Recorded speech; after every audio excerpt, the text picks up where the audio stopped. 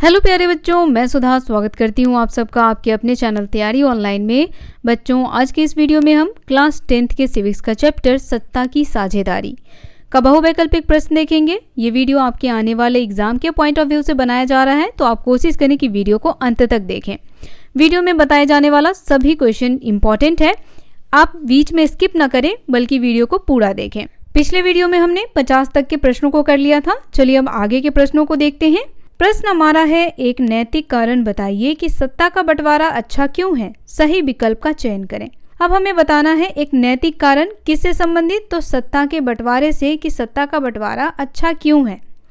पहला ऑप्शन आपके सामने दिया गया है, यह सामाजिक समूहों के बीच संघर्ष की संभावना को कम करने में मदद करता है।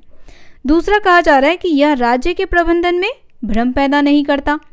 तीसरा, लोगों को यह जानने का अधिकार है कि उन्हें कैसे शासित किया जाना चाहिए। और चौथा, राजनीतिक व्यवस्था की स्थिरता सुनिश्चित करने के लिए सत्ता का बंटवारा एक अच्छा तरीका है। तो इसका करेक्ट आंसर होगा बच्चों ऑप्शन नंबर सी। वह नैतिक कारण क्या है? लोगों को यह जानने का अधिकार है कि उन्हें कैसे शासित किया जाता है। और हम सभी जानते हैं कि सत्ता का बंटवारा लोकतंत्र की आत्मा है। एक लोकतांत्रिक शासन में इससे प्रभावित लोगों के साथ सत्ता साझा करना शामिल है, जिन्हें इसके प्रभावों के साथ रहना पड़ता है।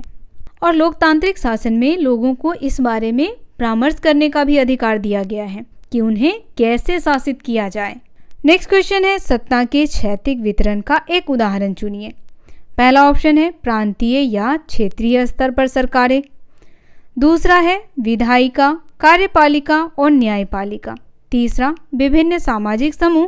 चौथा, राजनीतिक दल, दबाव समूह और आंदोलन। तो हमें यहाँ पर कौन से उदाहरण चुनने हैं? सत्ता के क्षैतिज वितरण का। इसका करेक्ट आंसर होगा ऑप्शन नंबर बी। सत्ता को सरकार के विभिन्न अंगों जैसे कि विधायिका, कार्यपालिका और न्यायपालिका के बीच क्या किया गया है? बांटा गया है, यानी साझा किया गया है। इसे ही कहा जाता है क्षैतिज वितरण, क्योंकि यही एक स्तर पर सरकार के विभिन्न अंगों को विभिन्न शक्तियों का प्रयोग करने की अनुमति देता है। नेक्स्ट क्वेश्चन है, निम्नलिखित में से सत्ता का संघीय विभाजन किसे कहा जाता है? पहला ऑप्शन है प्रांतीय या क्षेत्रीय स्तर पर सरकारों को। दूसरा, विधायिका, कार्यपालिका और न्यायपालिका को। तीसरा, विभिन्न सामाजिक समूहों को। चौथा, राजनीतिक दल, दबाव समूह और आंदोलन को। इसका करेक्ट आंसर होगा बच्चों ऑप्शन नंबर ए। सत्ता का संघीय विभाजन प्रांतीय या क्षेत्रीय स्तर पर होता है और इसे ही कहा जाता है सत्ता का संघीय विभाजन। नेक्स्ट क्वेश्चन है, जहां सरकार के विभिन्न अंगों जैसे विधायिका, कार्यपालिका और न्यायपालिका के बीच शक्ति साझा की जाती है, इस प्रणाली के कामकाज को क्या कहा जाता है? तो बच्चों, ये अभी आपको बताया है मैंने पिछले क्वेश्चन में। करेक्ट आंसर फटाफट कमेंट करके बताएं। पहला ऑप्शन है क्षैतिज प्रणाली। दूसरा, नियंत्रण और संतुलन की प्रणाली। तीसरा, साझा कर्तव्यों की प्रणाली और चौथा होगा सीमित शक्ति की प्रणाली। तो बच्चों फटाफट कमेंट करके आंसर बताएं, तब तक मैं आपको विधायिका, कार्यपालिका और न्यायपालिका के बारे में बताती हूँ। विधायिका का प्रमुख कार्य होता है कानून बनाना। क्या बनाना बच्चों? तो कानून बनाना। किसका काम है? विधायिका का। और बजट भी पारित कौन करता है? विधायिका। दूसरा हो जाएगा आपका कार्यपालिका। कार्यपालिका का सबसे अधिक महत्वपूर्ण कार्य होता है नीति निर्धारण करना। कोई भी कार्य नीति निर्धारित करके किया जाता है, तो नीति निर्धारण करने का कार्य किसका है? कार्यपालिका का। बच्चों, संसदीय सरकार में कार्यपालिका अपनी नीति निर्धारण करके संसद के सामने प्रस्तुत करती है। बच्चों, कार्यपालिका ही देश के आंतरिक व बाहरी नीति का निर्धारण करती है और उसी के आधार पर शासन चलता है। उसके बाद आता है न्यायपालिका। न्यायपालिका का कार्य है न्याय देना। तो इसका करेक्ट आंसर हो जाएगा बच्चों ऑप्शन नंबर बी। नियंत्रण और संतुलन की प्रणाली कहलाती है। नेक्स्ट क्वेश्चन है, बेल्जियम और श्रीलंका में सत्ता के बंटवारे की व्यवस्था के बारे में निम्नलिखित कथनों पर विचार करें। पहला ऑप्शन है, बेल्जियम में डच भाषी बहुसंख्यक लोगों ने अल्पसंख्यक फ्रेंच भाषी समुदाय पर अपना वर्चस्व थोपने का प्रयास किया। दूसरा, श्रीलंका में सरकार की नीतियों ने सिंहली भाषी बहुमत के प्रभुत्व को सुनिश्चित करने की मांग की। तीसरा, श्रीलंका में तमिलों ने अपनी संस्कृति, भाषा और शिक्षा और नौकरियों के अवसर की समानता की रक्षा के लिए सत्ता के बंटवारे की एक संघीय व्यवस्था की मांग की। चौथा है, बेल्जियम के एकात्मक सरकार से संघीय सरकार में परिवर्तन ने भाषाई आधार पर देश के संभावित विभाजन को रोक दिया। इन चारों कथन में बताने हैं कि कौन से कथन जो हैं वह सत्य है। तो आंसर हो जाएगा बच्चों ऑप्शन नंबर बी, कथन 2, जो कहा जा रहा है कि श्रीलंका में सरकार की नीतियों ने सिंहली भाषी बहुमत के प्रभुत्व को सुनिश्चित करने की मांग की थी। तो यह बिल्कुल करेक्ट है, क्योंकि श्रीलंका में 74% लोग सिंहली भाषी हैं और वह चाहते थे कि उनका प्रभुत्व स्थापित हो। दूसरा, जो तीसरा कहा जा रहा है कथन, वह भी सत्य है। जैसे श्रीलंका में तमिलों ने अपनी संस्कृति, भाषा और शिक्षा और नौकरियों के अवसर में समानता की रक्षा की मांग की थी। तो अब 74% सिंहली भाषी थे और 18% थे कौन? तो तमिल, जो श्रीलंकाई तमिल थे वो, उन्हें भी सिंहली भाषी की तरह हर क्षेत्र में समानता का अधिकार दिया जाए। और जो आपका कथन 4 कहा गया है, बेल्जियम के एकात्मक सरकार से संघीय सरकार में परिवर्तन ने भाषाई आधार पर देश के संभावित विभाजन को रोक दिया है, तो यह भी कथन बिल्कुल करेक्ट है। नेक्स्ट क्वेश्चन, श्रीलंका में एक नए संविधान ने निर्धारित किया कि राज्य डैश तमिल भारतीयों की रक्षा और पोषण करेगा। पहला ऑप्शन है हिंदू धर्म, दूसरा बौद्ध धर्म, तीसरा क्रिश्चियन और चौथा इस्लाम। तो बच्चों इसका करेक्ट आंसर होगा ऑप्शन नंबर बी, बौद्ध धर्म। श्रीलंका में एक नए संविधान ने निर्धारित किया कि राज्य बौद्ध तमिल भारतीयों की रक्षा और पोषण करेगा। नेक्स्ट क्वेश्चन है, बेल्जियम में डैश राज्य सरकारें केंद्र सरकार के अधीनस्थ नहीं हैं। राज्य सरकारें केंद्र सरकार के अधीनस्थ हैं। केंद्र सरकार के सामने राज्य सरकारों का कोई अधिकार नहीं और राज्य सरकार केंद्र सरकार का खंडन कर सकती है। तो इसका करेक्ट आंसर हो जाएगा ऑप्शन नंबर ए, बेल्जियम में राज्य सरकारें केंद्र सरकार के अधीनस्थ नहीं हैं। जैसा कि बच्चों पिछले वीडियो में आपको बताया गया था कि बेल्जियम के नेताओं ने अपने संविधान में 4 बार संशोधन किया। कितनी बार? 4 बार, ताकि एक ऐसी व्यवस्था तैयार की जा सके जिससे सभी एक ही देश में एक साथ रह सकें। नेक्स्ट क्वेश्चन है, जब यूरोप के कई देश एक साथ मिलकर यूरोपीय संघ का निर्माण करने लगे, डैश मुख्यालय के रूप में चुना गया था। पहला ऑप्शन पेरिस, दूसरा ब्रुसेल्स, तीसरा रोम और चौथा लंदन। करेक्ट आंसर होगा बच्चों ऑप्शन नंबर बी, ब्रुसेल्स। जब यूरोप के कई देश एक साथ मिलकर यूरोपीय संघ का निर्माण करने लगे, तब ब्रुसेल्स मुख्यालय के रूप में चुना गया। कमेंट में बताएं बच्चों कि ब्रुसेल्स किसकी राजधानी है। नेक्स्ट क्वेश्चन है, सत्ता के बंटवारे के लिए सही विवेकपूर्ण कारण का चयन करें।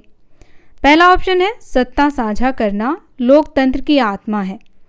दूसरा, लोगों को यह जानने का अधिकार है कि उन्हें कैसे शासित किया जाना चाहिए। तीसरा, नागरिक भागीदारी के माध्यम से सिस्टम में हिस्सेदारी हासिल करते हैं। और चौथा, सत्ता साझा करना अच्छा है क्योंकि यह सामाजिक समूहों के बीच संघर्ष की संभावना को कम करने में मदद करता है।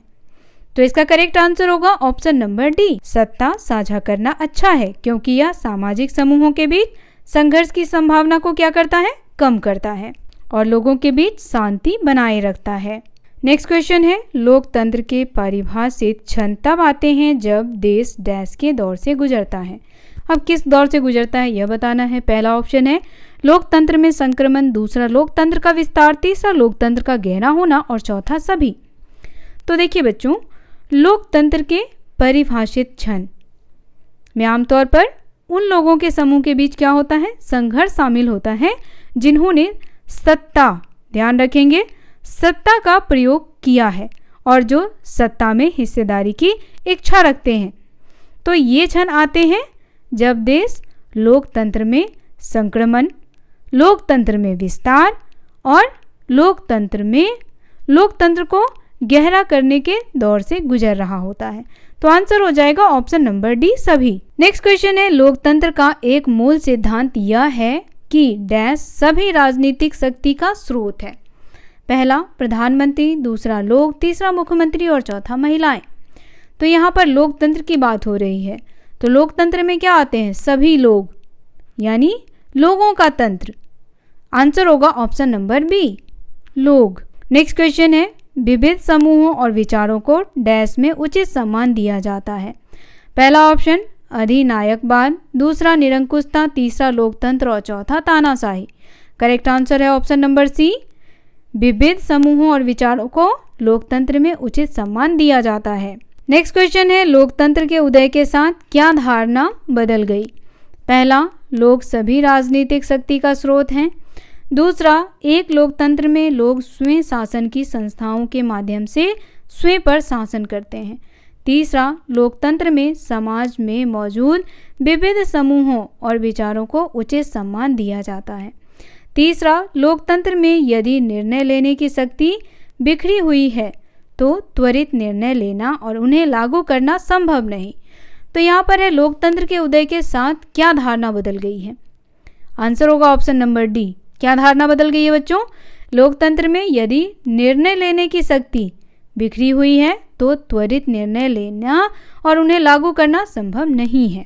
नेक्स्ट क्वेश्चन है, डैश एक विश्वास है कि बहुसंख्यक समुदाय को अल्पसंख्यक की इच्छाओं और जरूरतों की अवहेलना करके किसी भी तरह से देश पर शासन करने में सक्षम होना चाहिए।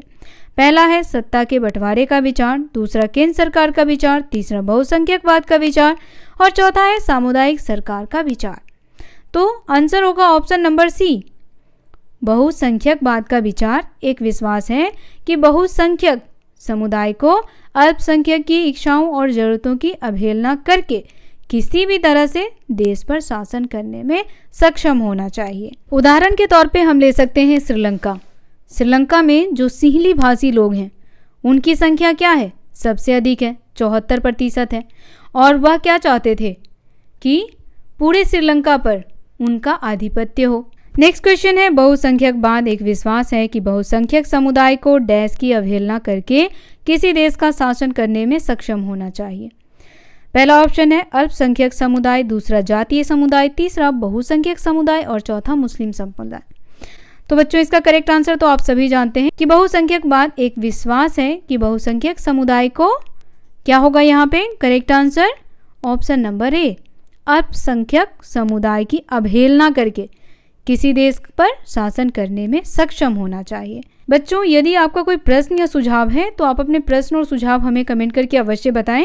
वीडियो पसंद आ रहा हो तो इसे लाइक और शेयर करना बिल्कुल ना भूलें। नेक्स्ट क्वेश्चन हमारा है, किस व्यवस्था को चेक और बैलेंस की प्रणाली कहा जाता है? पहला है क्षैतिज शक्ति साझाकरण, दूसरा लंबवत शक्ति साझाकरण, तीसरा कार्यकारी शक्ति साझाकरण और चौथा है न्यायपालिका शक्ति साझाकरण। करेक्ट आंसर होगा ऑप्शन नंबर ए, क्षैतिज शक्ति साझाकरण। और बच्चों क्षैतिज शक्ति साझाकरण इसके अंतर्गत आता है विधायिका, उसके बाद कार्यपालिका और फिर आता है न्यायपालिका। यह हमें याद रखना है। नेक्स्ट क्वेश्चन है, नियंत्रण और संतुलन की प्रणाली का दूसरा नाम क्या है जिसके लिए निम्नलिखित में से एक सत्ता साझाकरण व्यवस्था है? पहला ऑप्शन है विभिन्न सामाजिक समूहों के बीच सत्ता का बंटवारा, दूसरा सरकार के विभिन्न स्तरों के बीच साझा सत्ता या सत्ता का लंबवत विभाजन, तीसरा सरकार के विभिन्न अंगों के बीच साझा सत्ता या सत्ता का क्षैतिज विभाजन, चौथा है राजनीतिक दलों, दबाव समूहों और सरकारों के रूप में सत्ता का बंटवारा। तो क्या होगा इसका करेक्ट आंसर? अब देखिए, प्रत्येक समाज को सत्ता के बंटवारे की आवश्यकता होती है, चाहे वह समाज छोटा हो या बड़ा, लेकिन किस चीज़ की आवश्यकता होती है? सत्ता के बंटवारे की। और सरकार की एक लोकतांत्रिक प्रणाली यह सुनिश्चित करती है कि नागरिक सक्रिय भागीदारी से व्यवस्था में हिस्सेदारी हासिल करे। अब बच्चों पूछा जा रहा है कि नियंत्रण और संतुलन प्रणाली का दूसरा नाम क्या है? तो नियंत्रण और संतुलन प्रणाली का दूसरा नाम है क्षैतिज वितरण प्रणाली। इसे सरकार के विभिन्न अंगों में वितरित किया जाता है, जिसमें आ जाता है विधायिका, कार्यपालिका और न्यायपालिका, जो क्या करती है? इन प्रणालियों को नियंत्रित और संतुलित बनाए रखती है। तो आंसर होगा ऑप्शन नंबर सी, सरकार के विभिन्न अंगों के बीच साझा सत्ता या सत्ता का क्षैतिक विभाजन। नेक्स्ट क्वेश्चन है, सत्ता साझाकरण व्यवस्था के बारे में निम्नलिखित में से कौन सा कथन सही है? पहला ऑप्शन है, सत्ता का बंटवारा केवल उन समाजों में आवश्यक है जिनमें धार्मिक, भाषाई या जातीय विभाजन है। दूसरा, सत्ता का बंटवारा केवल उन बड़े देशों के लिए उपयुक्त है जिनके क्षेत्रीय विभाजन है। तीसरा, प्रत्येक समाज को सत्ता के बंटवारे के लिए किसी न किसी रूप में आवश्यकता होती है, भले वह छोटा हो या सामाजिक विभाजन न हो। और चौथा है, सत्ता साझा करना बिल्कुल भी जरूरी नहीं है। तो इसका आंसर होगा ऑप्शन नंबर सी, प्रत्येक समाज को सत्ता के बंटवारे के लिए किसी न किसी रूप की आवश्यकता होती है, भले ही वह छोटा हो या सामाजिक विभाजन न हो। नेक्स्ट क्वेश्चन है, इनमें से कौन सत्ता के बंटवारे का प्रतिनिधित्व नहीं करता है? पहला, सत्ता का क्षैतिक वितरण। दूसरा, सत्ता का लंबवत वितरण।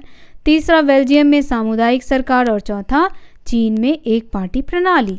तो आंसर होगा बच्चों ऑप्शन नंबर डी, चीन में एक पार्टी प्रणाली। चीन की सत्ता कैसी है? एक पार्टी प्रणाली की है और इसीलिए वहाँ सत्ता के बंटवारे का प्रतिनिधित्व नहीं करना पड़ता है। नेक्स्ट क्वेश्चन है, श्रीलंकाई तमिलों ने डैश के लिए संघर्ष शुरू किया? पहला, भाषा मान्यता, स्वायत्तता और समान अवसर। दूसरा, देश का भाषा आधारित विभाजन और प्रमुख नौकरियां। तीसरा, संसाधनों का समान वितरण और अलग भूमि। चौथा है, सरकारी नौकरी और सरकार में समान प्रतिनिधित्व। करेक्ट आंसर होगा बच्चों ऑप्शन नंबर ए, श्रीलंकाई तमिलों ने भाषा मान्यता, स्वायत्तता और समान अवसर के लिए संघर्ष शुरू किया था। क्यों किया था ये तो आप लोग जानते ही हैं, कमेंट करके बताएं। नेक्स्ट क्वेश्चन है, बेल्जियम में फ्लेमिश क्षेत्र में रहने वाले 59% लोग डैश बोलते हैं? पहला, स्पेनिश। दूसरा, अंग्रेजी। तीसरा, सिंहली। और चौथा, डच। तो बात यहाँ पर बेल्जियम की हो रही है। करेक्ट आंसर क्या होगा? Option number D, Dutch. क्या क्या बोला जाता है वहाँ पे? फ्रेंच, डच और जर्मन। नेक्स्ट क्वेश्चन है, सत्ता के बंटवारे के कारण डैश है? पहला, राजनीतिक व्यवस्था की स्थिरता करना। दूसरा, सामाजिक समूहों के बीच संघर्ष की संभावना को कम करना। तीसरा, अल्पसंख्यक को उचित हिस्सा देना। और चौथा, उपयुक्त सभी है। तो देखिए, सत्ता के बंटवारे के कारण ये सभी हैं, पहला, दूसरा, तीसरा और चौथा। तो इसका करेक्ट आंसर होगा बच्चों ऑप्शन नंबर डी, उपयुक्त सभी। नेक्स्ट क्वेश्चन है, भारत सरकार के तीसरे स्तर को क्या कहा जाता है? पहला ऑप्शन है ग्राम पंचायत। दूसरा, राज्य सरकार। तीसरा, स्थानीय सरकार। और चौथा, जिला परिषद। तो यहाँ पर है भारत सरकार के तीसरे स्तर को क्या कहा जाता है? तो कहा जाता है स्थानीय सरकार। अब देखिए, भारत सरकार त्रिस्तरीय प्रणाली है। ध्यान रखना है कि भारत सरकार जो है वह त्रिस्तरीय प्रणाली है। और इस त्रिस्तरीय प्रणाली में कौन कौन सा है? तो पहले नंबर पे है बच्चों केंद्र सरकार, ठीक है। उसके बाद दूसरे नंबर पे राज्य सरकार है और तीसरे नंबर पे आ जाएगा आपका स्थानीय सरकार। नेक्स्ट क्वेश्चन है, भारत में सरकार का तीसरा स्तर डैश है? पहला, अधीनस्थ सरकार। दूसरा, सहकारी सरकार। तीसरा, स्थानीय परिषद। और चौथा, पंचायत। करेक्ट आंसर है ऑप्शन नंबर डी, पंचायत। तो बच्चों, बलवंत राय मेहता समिति ने लोकतांत्रिक विकेंद्रीकरण की योजना की स्थापना की सिफारिश की, जिसे अंततः पंचायती राज के रूप में जाना जाता है। ध्यान रखेंगे कौन? तो बलवंत राय मेहता। शॉर्ट में मैं यहाँ पे लिख दे रही हूँ, आपको याद रहेगा, बलवंत राय मेहता। नेक्स्ट क्वेश्चन है, डैश का उपयोग अल्पसंख्यक समुदायों को सत्ता में उचित हिस्सा देने के लिए किया जाता है? पहला, सत्ता का क्षैतिक विभाजन। दूसरा, सत्ता का लंबवत विभाजन। तीसरा, आरक्षित निर्वाचन क्षेत्रों की व्यवस्था। चौथा, राजनीतिक दलों, दबाव समूहों और आंदोलनों के बीच सत्ता का विभाजन। करेक्ट आंसर होगा ऑप्शन नंबर सी, आरक्षित निर्वाचन क्षेत्रों की व्यवस्था। नेक्स्ट क्वेश्चन है, किस प्रकार की सत्ता साझाकरण व्यवस्था में एक ही स्तर पर रखे गए सरकार के विभिन्न अंगों ने विभिन्न शक्तियों का प्रयोग किया? पहला ऑप्शन है बच्चों सत्ता का लंबवत विभाजन। दूसरा, विभिन्न सामाजिक समूहों के बीच सत्ता का विभाजन। तीसरा, सत्ता का क्षैतिक विभाजन। और चौथा है राजनीतिक दलों, दबाव समूहों और आंदोलन के बीच सत्ता का विभाजन। करेक्ट आंसर है ऑप्शन नंबर सी, सत्ता का क्षैतिक विभाजन। और बच्चों, इसमें सत्ता को 3 भागों में विभाजित किया गया है। कमेंट में बताएं कि वो 3 भाग कौन कौन से हैं। नेक्स्ट क्वेश्चन है, सत्ता के बंटवारे के किस रूप को सत्ता के ऊर्ध्वाधर विभाजन के रूप में भी जाना जाता है? पहला ऑप्शन है सरकार के विभिन्न अंगों के बीच साझा शक्ति, दूसरा विभिन्न सामाजिक समूहों के बीच साझा की गई शक्ति, तीसरा विभिन्न राजनीतिक दलों, दबाव समूहों और आंदोलनों के बीच साझा शक्ति, और चौथा है विभिन्न स्तरों पर सरकार के बीच साझा शक्ति। तो देखिए बच्चों, सबसे पहले हम समझते हैं सत्ता के ऊर्ध्वाधर विभाजन के उस रूप को जिसे सत्ता के बंटवारे के रूप में भी जाना जाता है। तो देखिए, सत्ता के दो स्तर हैं, एक है उच्च स्तर और दूसरा है निम्न स्तर। ठीक है, तो सत्ता के उच्च और निम्न स्तर की सरकारों को शामिल करने वाले सत्ता के विभाजन को कहा जाता है सत्ता के ऊर्ध्वाधर विभाजन। नेक्स्ट क्वेश्चन है, एक प्रकार की सरकार जिसमें सदन में बहुमत शामिल करने के लिए कई राजनीतिक दल एक साथ जुड़ते हैं, डैश कहलाती है? पहला सामुदायिक सरकार, दूसरा लोकतांत्रिक सरकार, तीसरा राज्य सरकार और चौथा गठबंधन सरकार। तो प्रश्न पर ध्यान दीजिएगा, यहाँ कहा जा रहा है कि एक प्रकार की सरकार जिसमें बहुमत साबित करने के लिए कई राजनीतिक दलों को एक साथ जोड़ा जाता है, तो क्या कहलाएगा? गठबंधन सरकार। अब इसे समझिए बच्चों, जब दो या दो से अधिक दल मिलकर के सरकार बनाते हैं तो इसे कहते हैं गठबंधन सरकार। और एक गठबंधन सरकार एक संसदीय सरकार की एक कैबिनेट है जिसमें कई राजनीतिक दल सहयोग करते हैं। इस गठबंधन के भीतर किसी एक पार्टी के प्रभुत्व को कम करते हैं। नेक्स्ट क्वेश्चन, लंबवत सत्ता साझाकरण डैश में मदद करता है? पहला ऑप्शन है सत्ता की एकाग्रता, दूसरा मतभेद पैदा करने में, तीसरा नेताओं को प्रेरित करने में और चौथा सत्ता के विकेंद्रीकरण में। तो करेक्ट आंसर होगा ऑप्शन नंबर डी, लंबवत सत्ता साझाकरण सत्ता के विकेंद्रीकरण में मदद करता है। अब इसे समझिए बच्चों, तो बच्चों सत्ता के विकेंद्रीकरण का मतलब होता है जब सत्ता का वितरण आधिकारिक स्तर यानी उच्च स्तर से स्थानीय स्तर पर किया जाता है, तो यह कहलाता है सत्ता का विकेंद्रीकरण। नेक्स्ट क्वेश्चन है, संघवाद सरकार की एक प्रणाली है जिसमें शक्ति डैश होती है? पहला ऑप्शन है कुछ हाथों में केंद्रित, दूसरा केंद्र सरकार में केंद्रित, तीसरा एक केंद्रीय प्राधिकरण और विभिन्न घटकों के बीच विभाजन और चौथा है विभिन्न समुदायों के बीच विभाजन। तो इसका करेक्ट आंसर होगा बच्चों ऑप्शन नंबर सी, एक केंद्रीय प्राधिकरण और विभिन्न घटकों के बीच विभाजन। नेक्स्ट क्वेश्चन है, बेल्जियम निम्नलिखित में से किस महाद्वीप में स्थित एक छोटा सा देश है? पहला है एशिया, दूसरा यूरोप, तीसरा उत्तरी अमेरिका और चौथा इनमें से कोई नहीं। तो बच्चों बेल्जियम कहाँ स्थित है? यूरोप में। Option number B is the correct answer. Next question है, बेल्जियम यूरोप के कितने देशों के साथ अपनी सीमा साझा करता है? पहला ऑप्शन है 3, दूसरा 4, तीसरा है 5 और चौथा है 6। तो बच्चों बेल्जियम कितने देशों के साथ सीमा साझा करता है? 4। वो 4 देश कौन कौन से हैं? तो देखिए, पहला हो जाएगा फ्रांस, दूसरा नीदरलैंड, शॉर्ट में ही लिखती जा रही हूँ, और तीसरा हो गया आपका जर्मनी, चौथा हो जाएगा लग्जमबर्ग। ठीक है, तो ये 4 देश हैं जिसके साथ बेल्जियम सीमा साझा करता है। नेक्स्ट क्वेश्चन है, निम्नलिखित में से किस समुदाय में ब्रुसेल्स में बहुमत का गठन किया? पहला ऑप्शन है फ्रेंच भाषी, दूसरा डच भाषी, तीसरा जर्मन भाषी और चौथा इनमें से कोई नहीं। तो यहाँ पर ब्रुसेल्स में बहुमत का गठन किस भाषा के आधार पर किया गया था? फ्रेंच भाषी। आंसर हो जाएगा ऑप्शन नंबर ए। अब देखिए, ब्रुसेल्स में 80% लोग जो हैं वह फ्रेंच बोलते हैं और 20% लोग डच बोलते हैं। तो इस प्रकार फ्रेंच भाषी ने ब्रुसेल्स में बहुमत का गठन किया। नेक्स्ट क्वेश्चन है, निम्नलिखित में से कौन बेल्जियम का क्षेत्र नहीं है? पहला फ्लेमिश, दूसरा बेलोनिया, तीसरा लग्जमबर्ग, चौथा है ब्रुसेल्स राजधानी क्षेत्र। तो करेक्ट आंसर होगा इसका option number C, Luxembourg. Next question है, बेल्जियम में कौन सी भाषा प्रमुख रूप से बोली जाती है? पहला डच, दूसरा स्पेनिश, तीसरा फ्रेंच और चौथा है इतालवी। तो करेक्ट आंसर होगा बच्चों डच। बेल्जियम में कौन सी भाषा प्रमुख रूप से बोली जाती है? डच। बेल्जियम की कुल आबादी का 59% जो है लोग वह डच भाषा बोलते हैं।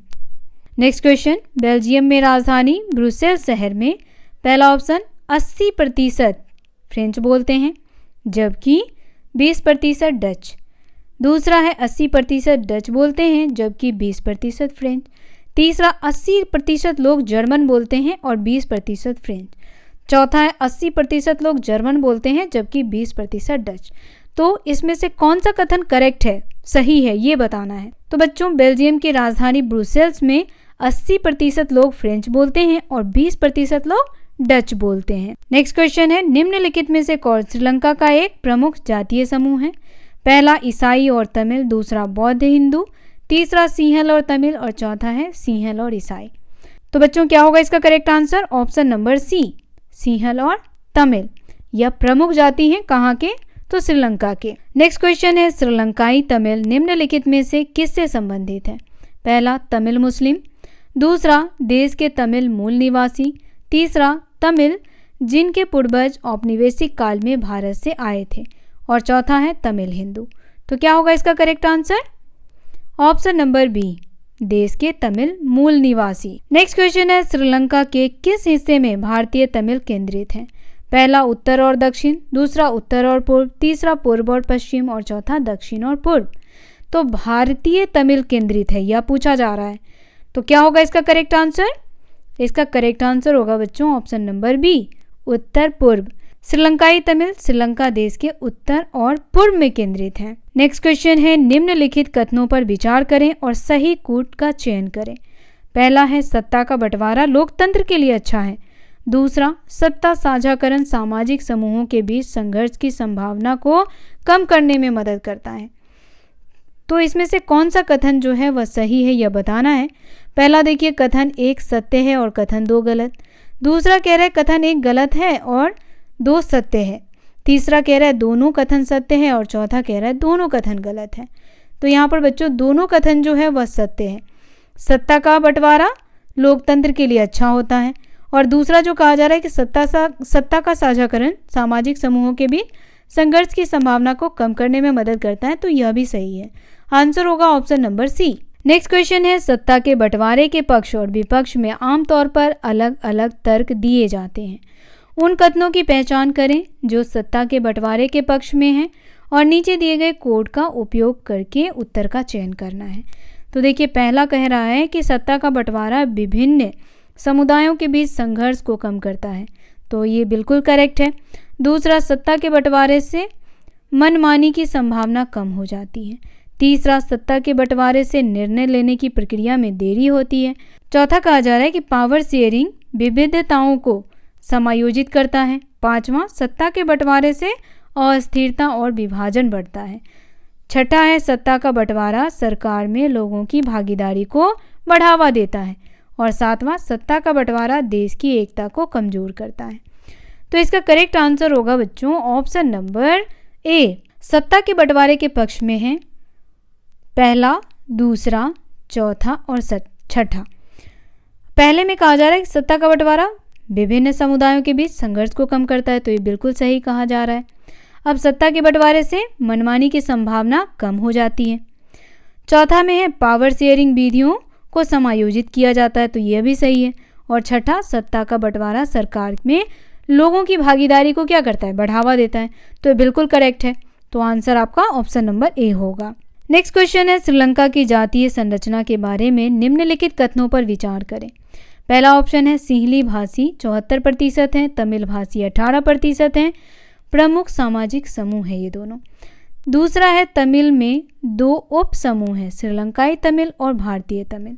तीसरा है लगभग 7% ईसाई हैं जो तमिल और सिंहली दोनों हैं। चौथा है अधिकांश सिंहली भाषी हिंदू या मुसलमान हैं और अधिकांश तमिल भाषी बौद्ध हैं। तो बच्चों इसका करेक्ट आंसर हो जाएगा ऑप्शन नंबर ए, पहला, दूसरा और तीसरा। ये जो कथन है वह श्रीलंका की जातीय संरचना के बारे में कहा जा रहा है। आप इन कथनों को ध्यान से एक बार स्वयं पढ़ लें ताकि ये आपको याद रहे। नेक्स्ट क्वेश्चन है, निम्नलिखित में से कौन श्रीलंका में एक प्रमुख सामाजिक समूह नहीं है? ध्यान रखिएगा, नहीं है पूछा गया है। पहला, सिंहली भाषी और सिंहली समुदाय, ये तो है। दूसरा, श्रीलंकाई तमिल, यह भी है। तीसरा भारतीय तमिल, यह भी है। चौथा एंग्लो इंडियन, यह नहीं है बच्चों। तो आंसर होगा option number D. Next question है, सबसे उपयुक्त विकल्प चुनकर रिक्त स्थान की पूर्ति करें। पहला है बेल्जियम, डच, श्रीलंका, डैश। अब बेल्जियम में बोली जाने वाली भाषा है डच, तो श्रीलंका में कौन सी भाषा बोली जाती है? पहला सिंहली, दूसरा श्रीलंकाई तमिल, तीसरा भारतीय तमिल और चौथा मुस्लिम। आंसर होगा option number A, Sinhali. Sri Lanka Sinhali. Next question है, श्रीलंका के नेता सत्ता के बंटवारे के सवाल से कैसे निपटे?